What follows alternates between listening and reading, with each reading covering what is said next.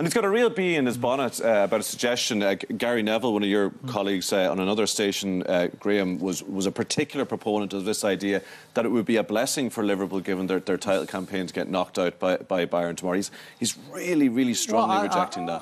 When Gary said it, I didn't understand it. I still don't understand it. When you find yourself in that situation, your confidence is so high. You think you can win every game. And I come back to all you can do is just win the next 90 minutes that you're going to play and see where it takes you. And I don't understand why you just cannot prioritise. You know, at this stage of the season, he will think he's got a group of players that can win both the Premier League and the Champions League. And so he should think like that. And any manager in that situation would want to believe in his players. Does he think he'll do it? No, but he would take one of them. But that shouldn't alter your focus. Your focus should all it should be is about the next 90 minutes, and we win that, and we're in the next round of the Champions League, and we win the next league game, and you're waiting for City to fall off their perch. That's all you can do. And to talk about prioritising is absolute nonsense. Whose side are you on that debate? The man sitting beside you, or...? No, I'm with Graeme, absolutely, because this round of 16 has showed to us what psychology can do with teams who look to be in a tricky situation. Now, I have no doubt that his appetite for both trophies is just enormous, and he needs his team believing that. And so, really, it doesn't help when people are suggesting that you'd be better off, because really what they're saying to that team is, well, you're not good enough to win the two, you're better off just going for one. That's a negative, and we see from other teams that are believing in themselves, there's no room for that. And I think that's where he's going there. He's trying to get his team to believe they can win both. Was Gary coming at it from... I should ask him when I see him. Is he coming from it because Liverpool have not won the league for so many years? Yeah, I think that they should so prioritise that. But you just can't prioritise at this stage. I mean, you got... Because the confidence issue that momentum, confidence. Yeah, it's all, you know, winning becomes a habit. You know, it's just like, you know what you need to do to win, just go out and do it again like you did last week. Do it again because you did it the last few weeks. And it's habit forming, that, what you need to do to win games at this level.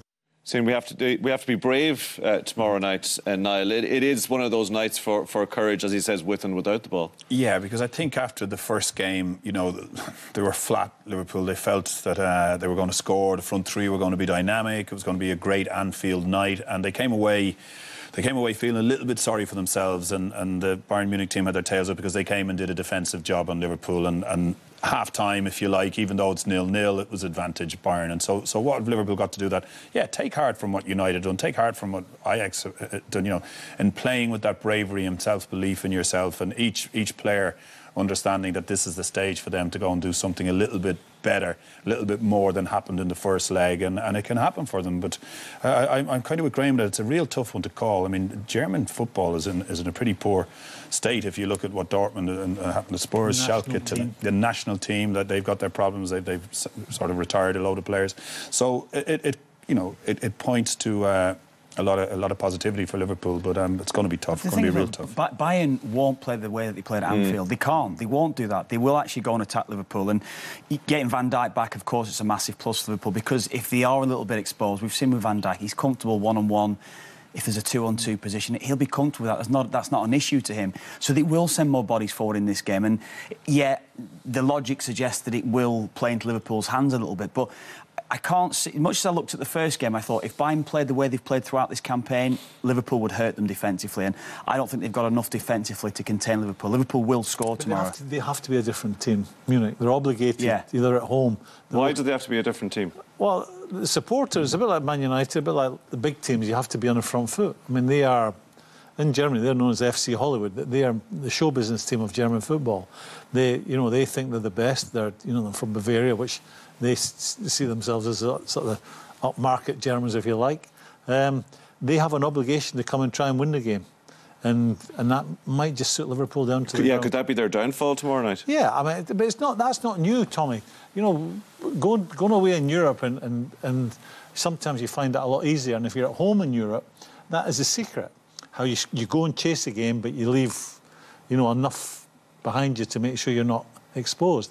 And that's what wins the European Cups, where you can play at home, be solid, but at the same time chase the game. And that's what Munich have to come up with. But Liverpool, when you look up in the makeup of their team, they're tailor-made to sit in there if Munich do step out, tell them to sit in there with the defence they have, tell the fullbacks to be less adventurous tomorrow, certainly in the beginning, a rock-solid midfield and genuine pace up front. And does the presence of Van Dijk, who's back tomorrow night, give them that sense that if they need to sit in, if they need to be a bit defensive and hit on the counter-attack, they can do that? Oh, it's a big plus to have him there, knowing that you can perhaps be a bit more adventurous going forward as well if the goal is needed, because it's so solid back there with him. And I think there was a big worry going into the Anfield game that Liverpool would concede and make life difficult for them. Now, they did well without him, there's no doubt about it.